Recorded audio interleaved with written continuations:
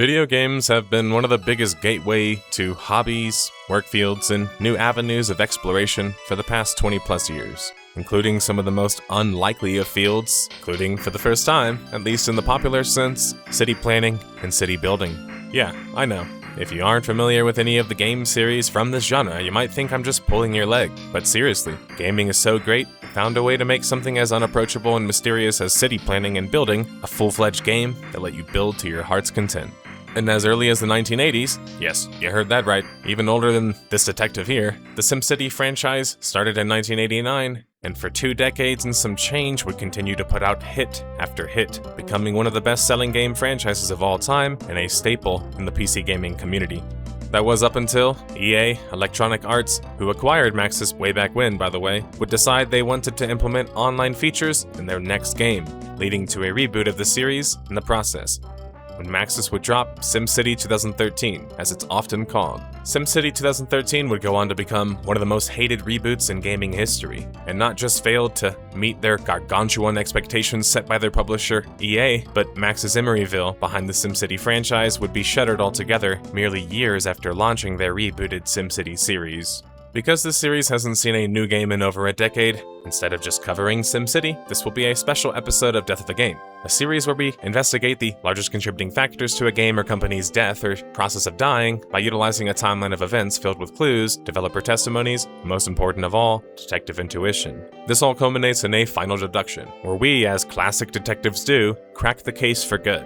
You know, in case you missed any of the clues along the way. This is a special episode where we will briefly cover every single major SimCity game, leading up into the primary focus of this case, the SimCity 2013 reboot. Well, detectives, we have a series to unfurl and a case to crack. Grab your hard hat and tablet. Oh, does that bring back memories? And let's get to the case. The story begins back in the mid-1980s, and that's because the story of SimCity is really the story of Will Wright, a returning pioneer video game developer to the Death of a Game series, having covered him already in The Sims Online. By the way, go watch that. Yeah, that's right. Besides The Sims, Will Wright was the creator of SimCity, the parent franchise, the parent IP too, a game he began development back in 1985 after teaming up to form an early video game studio, Maxis, with investor Jeff Braun 2 years later. Will had worked on a smaller scale shoot-'em-up game back in '84, dubbed Raid on the Bungling Bay, which had a map creation feature, as many old-school strategy games would often have as well. This, alongside a love for urban planning and theories around such, would become the basis of what would become Will Wright's first colossal success, SimCity.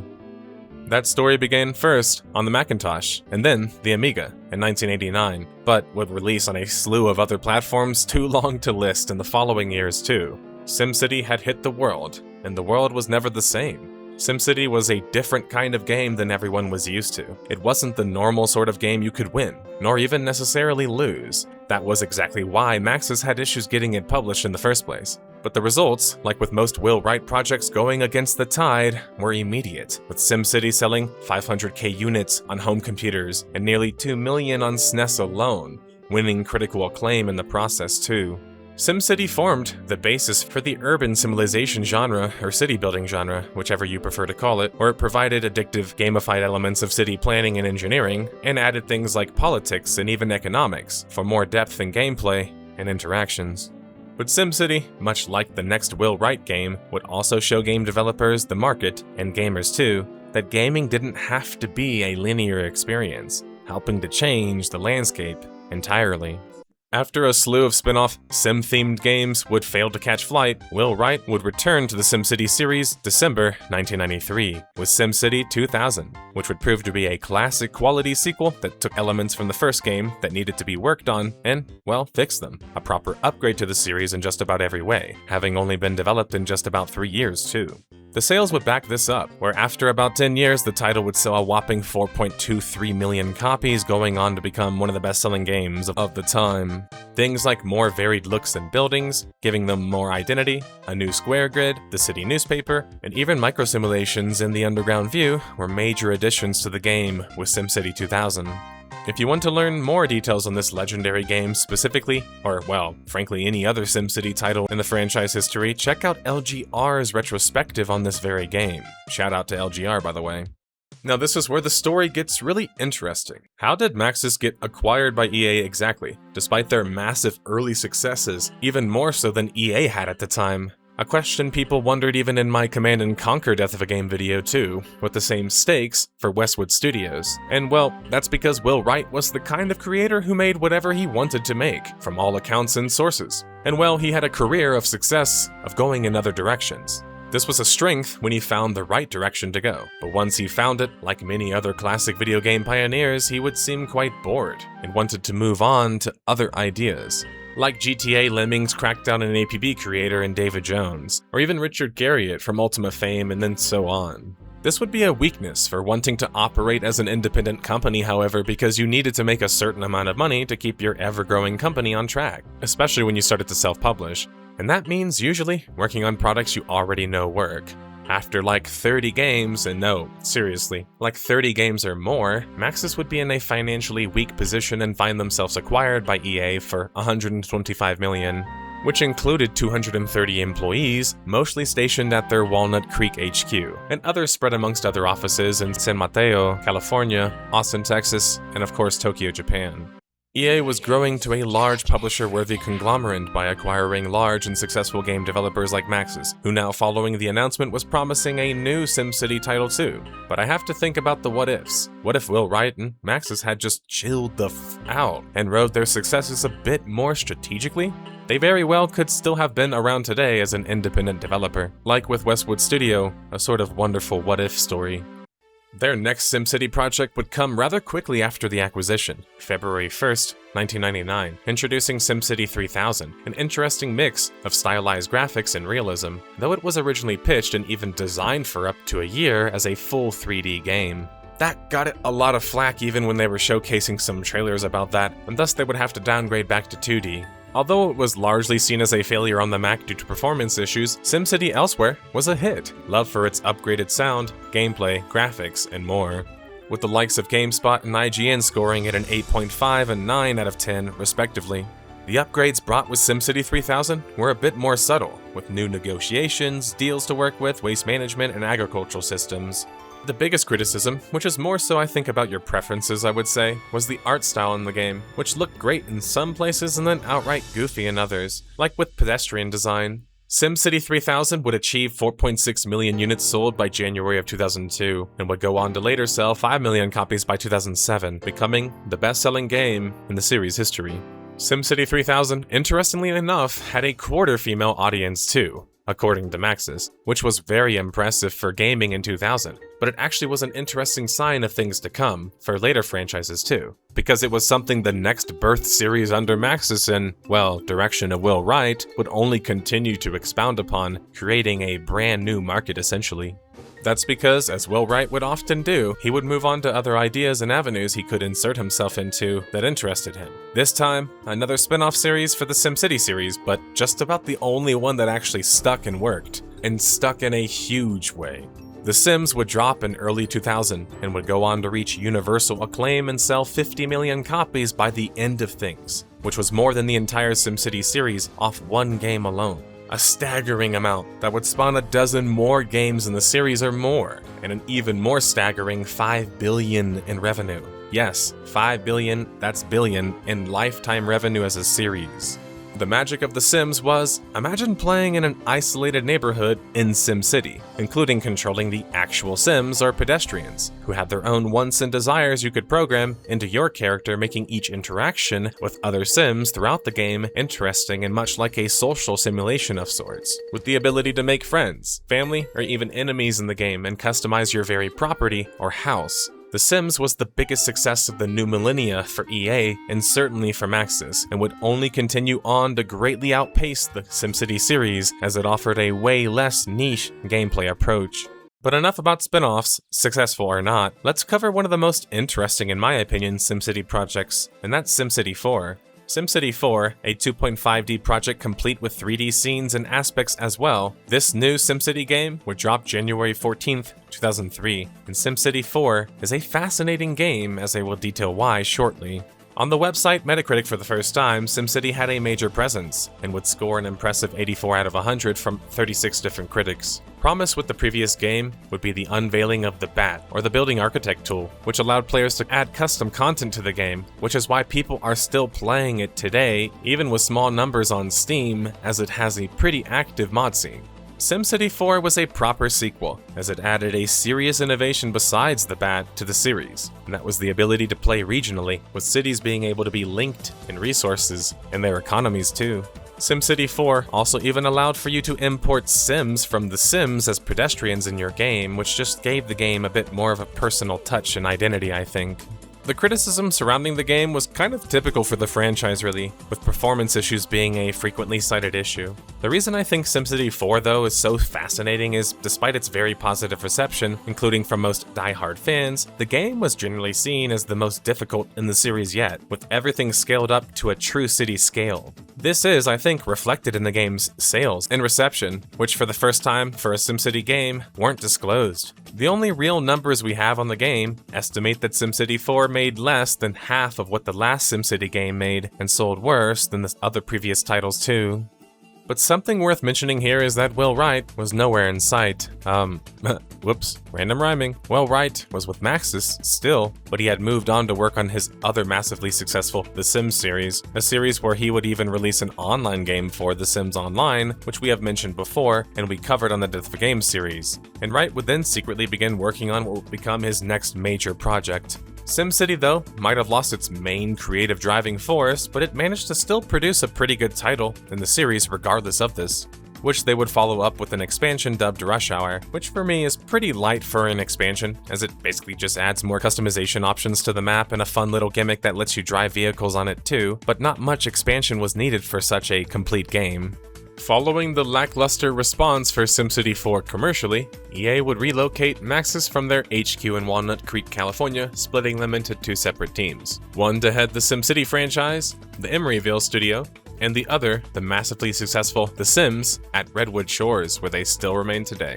This was probably a good split, with two very different IPs and two different teams not having much synergy anymore, but I have to say, it personally felt like EA was trying to see how Maxis was performing separately from their successes in major IPs, in case they needed to do some further restructuring.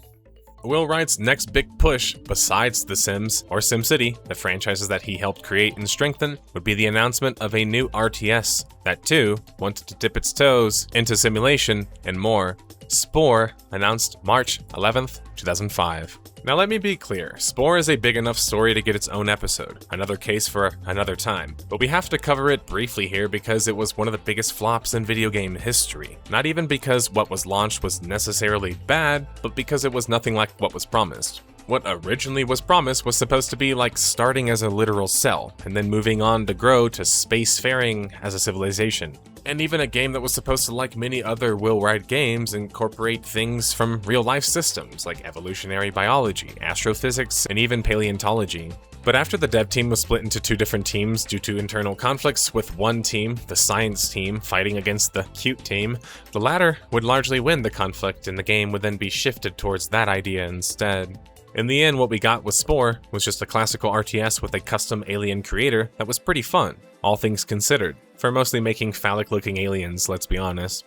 Will Wright would later follow up on this game with an equally bizarre attempt at a repurpose of the game, of Spore, into an RPG. Think Diablo-like or ORPG, a much smaller in scale virtual world. That title, Dark Spore, was even more of a failure and did nothing to help the further legacy of Will Wright, who went from being a cavalier video game developer who bucked trends and went in opposite directions of the herd twice to insane levels of success. But as often seen with artistic creators, as they get older, they lose a bit of their handle on the modern times, and they're not playing what most people are playing anymore, or at least understanding it, and sometimes have ideas more important to them to execute than ideas actually worthy of a proper game design or a worthy competitive product. In a sense, Wright's ability to go against what others had said against him in the end was his undoing, really, with him being unable to release any major titles since this debacle too. And you can't exactly have a total sad feeling about it, because when you spend around 60 to 100 million on two projects that did nothing to push Maxis or EA's bottom line forward over the course of 6 years or more, things just weren't working out commercially anymore with the relationship between Wright and EA. And Wright was a multimillionaire already at this point, so I'm sure he was doing fine there. He would depart in early 2009, right before development would begin on the next project in his SimCity series. But it's never great seeing the original creator lose their rights to their beloved IP. But in this case, I can't help but feel like it's unsure how beloved SimCity and even The Sims was for Will Wright anymore, who as a creator seemed to largely move on from such projects. SimCity had to continue on though, especially at their newly minted Emeryville studio, and would begin development on the main star of this case finally sometime in 2009. Thanks to some post-mortem interviews with lead developers on this project, such as studio veteran Ocean Quigley, responsible for SimCity 3000 and SimCity 4's art direction, and Andrew Wilmot on Spore, and a SimCity 4 engineer. We know this duo would begin work on the project initially solely. They were tasked with modernizing the series. The two would present their keystone idea in the form of a new engine that was set to bring the world of simulation tech to the next level. Glassbox, as the engine would be dubbed, was the idea that the entire city within the game was a simulation, down to the pedestrians and their ability to dynamically play the world out themselves, making their own decisions such as going to work, purchasing items, and even consuming said items in a home they also would choose. Hell, even cars were going to have simulated real traffic systems to them. As Quigley would state, we wanted to make it more dynamic.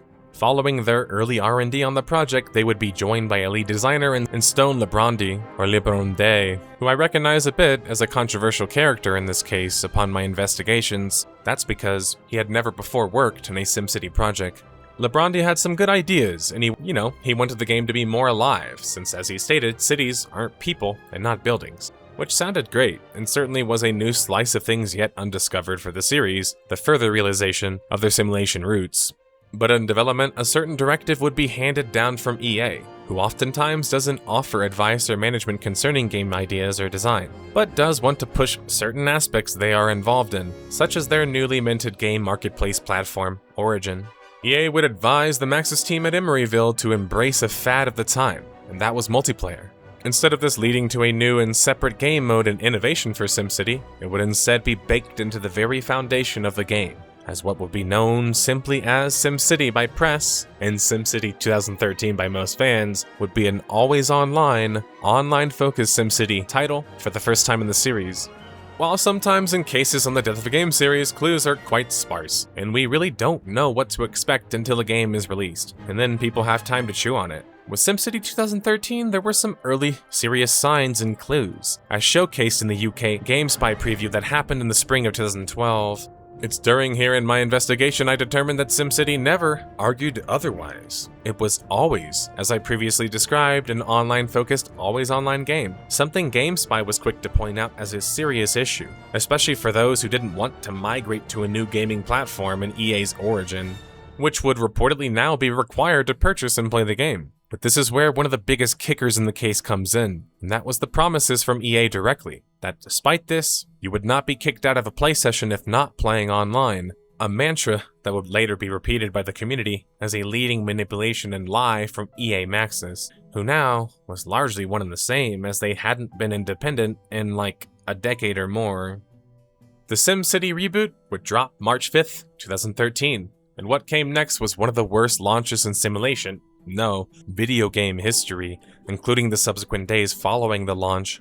SimCity 2013 would score a paltry 64 out of 100 from 75 different critics, but be absolutely ripped to shreds by the fanbase due to the game only being playable online.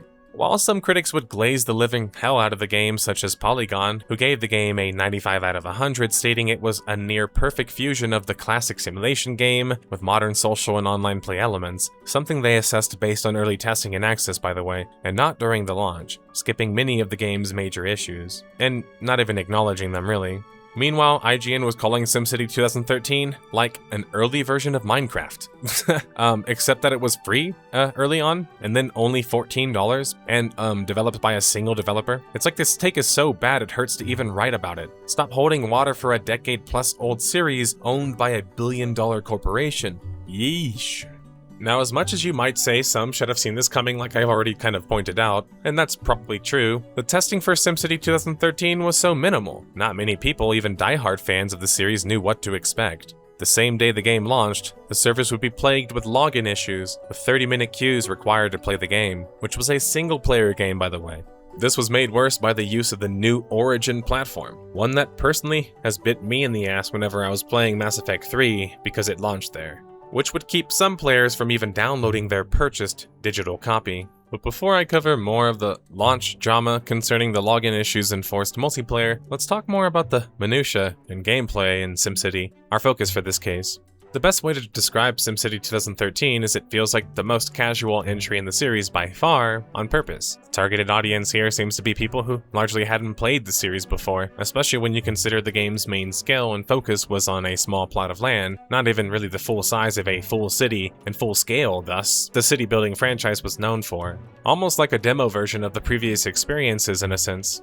The thing about SimCity 2013 is it was stuck between wanting to be more like a proper game than a simulator. But being a simulator was what the franchise was known for, even if it might have been a bit too unapproachable in some ways in their last game, for example. The risk of going for such an approach is alienating your core fanbase, who might only be a few million, sure, but a few million who aren't anything to scoff at. But EA wanted Maxis to strive for more, and that was partly why the online only was even included in the first place, as anti-DRM. According to reports, SimCity was one of the most pirated games for the company. EA's response to this horrible launch, with what was set to be a complete reboot and resurrection of the series, was to offer, then deny refunds March 7th, 2013. More servers were then promised on the way, but EA wasn't just promising new servers, they were in red alert mode, sending in droves of IT guys overnight to fix the issues, and even having to resort to pulling features to make the game work. Features they would call non-critical to lessen the blow.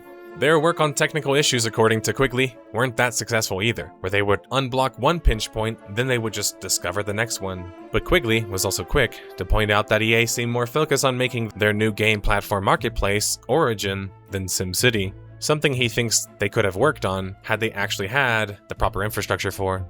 Labrandia also thought that the game had shipped too early, but also mentioned that many extensions were offered, until they were told ultimately that shareholders needed the game as an obligation. Quigley would echo the same thoughts, thinking that if they just had 6 more months, they could have made some major improvements, which could be true, or couldn't be. We can speculate however you like, but the truth of the matter was, what was there wasn't much, and was still barely functioning at launch after many years. While critics would start editing their reviews after the fact, after the drama would hit, fans had remained steadfast throughout. They never wanted this. Multiplayer? Sure, but not forced on their experience in a way that takes away from it. Worse, though, was Maxis' handling of the drama surrounding it. According to General Manager Lucy Bradshaw, who was a long-standing Maxis member, by the way, who maybe now was corrupted or some shit. With the way that the game works, we offload a significant amount of the calculations to our server so that the computations are off the local PCs and are moved into the cloud. It wouldn't be possible to make the game offline without a significant amount of engineering work by our team. When fans felt that this was just PR speak, the official Twitter would even respond and defend their design decisions, claiming that EA doesn't force design upon them, which wasn't honest. But the community would remain undefeated, and a SimCity modder would get his hands on the reboot, and then remove the always online portion of the game, allowing games to be played offline forever. This would create a frenzy, as fans would make 2 realizations. 1, that EA and Maxis had been lying to them, and 2, that the community was able to do something that they wanted in just hours, showing that EA Maxis was intentionally keeping this from them, and as we would later find out, was because of that EA directive we aforementioned. Maxis would only continue to make matters worse as they would, through their mouthpiece and Lucy Bradshaw, make the claim that an offline mode didn't fit with their vision, even going as far to later admit that they could have built an offline mode too. And likely intentionally to trigger me, would even continue her farce and their farce and claim that because SimCity was always online and had leaderboards and achievements, it was almost like an MMORPG. Ugh, cringe. But more importantly, just a terrible way to respond to your community that you're supposed to be putting in the extra effort for as you are rebooting the series. SimCity would still manage to sell 2 million copies and ultimately close in sales to the previous project, which sold historically poor too. How many players were burnt off of this amount? We have no idea. But what we do know is that the series suffered from the greatest hemorrhaging the series had yet suffered from. This moment of opportunity would actually lead to the birth of another competitor, one who saw blood in the water and a lull in the market space, spearheaded by strategy developer Colossal Order and publisher giant Paradox Games. Cities Skyline was seen as a spiritual successor to SimCity, a return back to the full simulation roots. A game that would sell nearly as much as the entire SimCity series, by the way, despite being more in line with the classical SimCity games in terms of interactivity, difficulty, and simulation. This was proof that the city building and simulation genre was still around, and there was still demand. It's just that as technology and time had advanced, the expectations were advancing much higher too. Something we didn't quite see as much with the story of Command & Conquer, as a series I should add, which serves as an even harsher dagger for the fans of the SimCity series, who would largely move on to the Cities Skyline series instead. SimCity would drop an expansion, for me, bizarrely the same year they would come out, November 12th, 2013, which felt completely tone-deaf, though in their defense, they were looking to build SimCity 2013 into an ever-expanding title, not unlike Sims 4 would become. Cities of Tomorrow was an attempt to add back some complexity and depth in management to the title, with the introduction of megatowers and the ability to futurize buildings, making them look, well, more futuristic. This expansion was fairly poorly received, at a 61 out of 100 on Metacritic, and I think the largest reason for this is that the expansion not only was indeed tone-deaf, it was clearly not the expansion players were asking for, which was an expansion to the actual buildable area in the game. But we actually know, according to sources at Maxis, that they had attempted to do just that, and implement larger cities to the game, but after months of testing would abandon the concept because the performance challenges the game would encounter were nearly insurmountable, not even allowing many pedestrians to load into the world. Something I didn't mention at the launch of the reboot was that there was some serious digging done into the game concerning its new crowning achievement, the engine, Glassbox, which was supposed to be the true next step in gaming simulation. But according to some proper detectives, they would make a stunning realization. Many of the simulation aspects in SimCity 2013 were ironically and sneakily simulated themselves. What I mean is this: while what was sold originally was the idea of every pedestrian having their own schedule and desire, it would eventually become a system where pedestrians would simply just pick the closest choice to any of the choices they would make, cheapening any actual simulation in the process. But the cardinal sin found out about the simulation in SimCity 2013 was that it was full of smoke and mirrors, presented in the form of phantom NPCs as they would be dubbed, which would be added to the world as a way to mathematically inflate your city and household size, meaning that by orders of magnitude you didn't actually have those pedestrians in the world. No, they were phantoms, background mathematical actors or equations.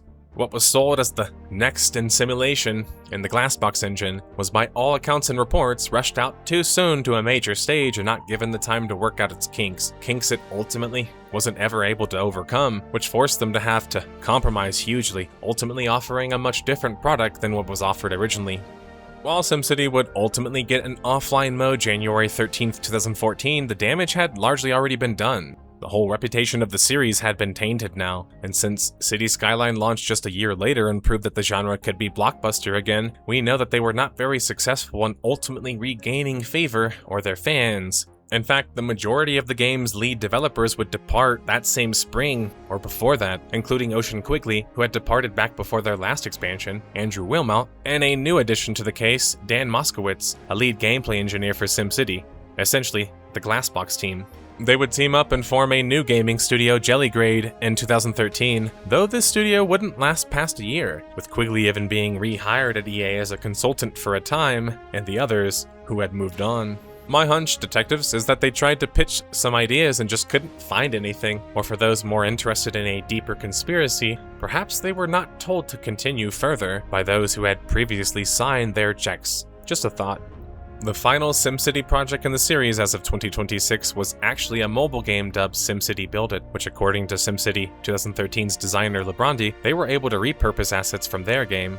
Now, a city builder on mobile might sound strange to you, and well, it does to me, to be honest, but this SimCity game would go on to be the most played game in the history of the series, and as of the time of creation of this video, is the only remaining SimCity game that is actually updated and properly maintained. The success of Build It, developed by a separate EA studio actually, a Finnish studio, as EA would oftentimes do after owning an IP, would signal the end of Maxis Emeryville, which would be shut down by EA March 2015. The developer behind the famed SimCity series had been shuttered, and only Trackwenty Studios, under EA in Finland, was left working on the series, a series that had spanned 30 years. Will Wright would appear in 2018 talking about a new simulation game, this time concerning AI and memories, but even 7 years later was quoted saying he was struggling to find funding and success with the pitching of said idea, something he would eventually get, but burned through and seek more funding by 2025. It was like Michael Jordan playing with the Wizards at this point.